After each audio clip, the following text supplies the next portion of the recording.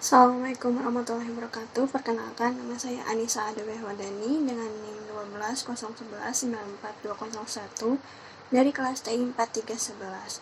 Saya akan menjelaskan tentang GDP atau Gross Domestic Product atau biasa disebut Produk Domestik Bruto atau PDB, yang merupakan salah satu indikator penting untuk mengukur kondisi perekonomian suatu negara. Menurut Sadono, pengertian PDB ini merupakan nilai keseluruhan semua barang serta jasa yang diproduksi di wilayah tersebut dengan jangka waktu tertentu, biasanya per tahun. Produk domestik bruto ini menghitung hasil produk suatu perekonomian tanpa memperhatikan siapa pemilik faktor produksi tersebut.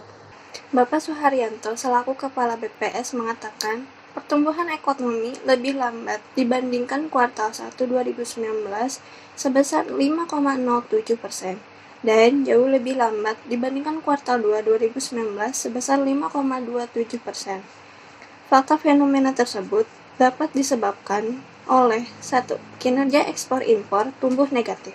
Yang kedua, konsumsi rumah tangga masih tumbuh tinggi. Yang ketiga, investasi tumbuh melambat. Yang keempat, tantangan ke depan lebih berat. Apakah pertumbuhan ekonomi di Indonesia dapat meningkat dengan produk domestik bruto? Peningkatan investasi diyakini ikut andil dalam mendongkrak pembangunan ekonomi suatu bangsa.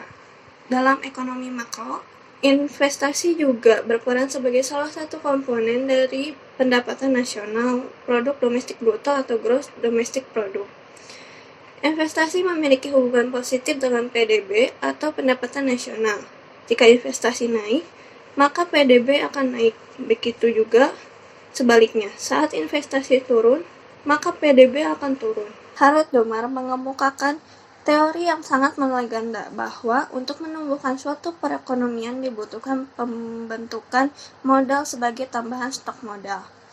Lebih jauh, Harold Domar menekankan pentingnya setiap perekonomian menyisihkan suatu proporsi tertentu dari pendapatan nasionalnya untuk menggantikan barang-barang modal seperti gedung, peralatan, dan material yang rusak sebagai upaya untuk menumbuhkan perekonomian, sehingga diperlukan investasi-investasi baru sebagai stok penambah modal.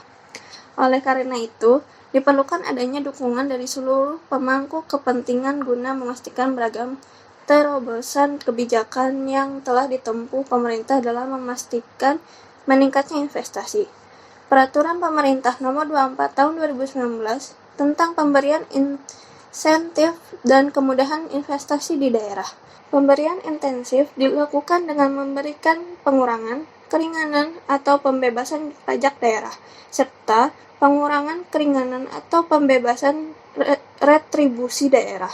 Di samping itu juga dilakukan pemberian bantuan modal, bantuan untuk riset dan pengembangan, dan bantuan fasilitas pelatihan vokasi untuk UMKM dan koperasi daerah serta bunga pinjaman rendah.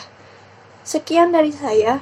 Mohon maaf apabila ada kesalahan. Wassalamualaikum warahmatullahi wabarakatuh.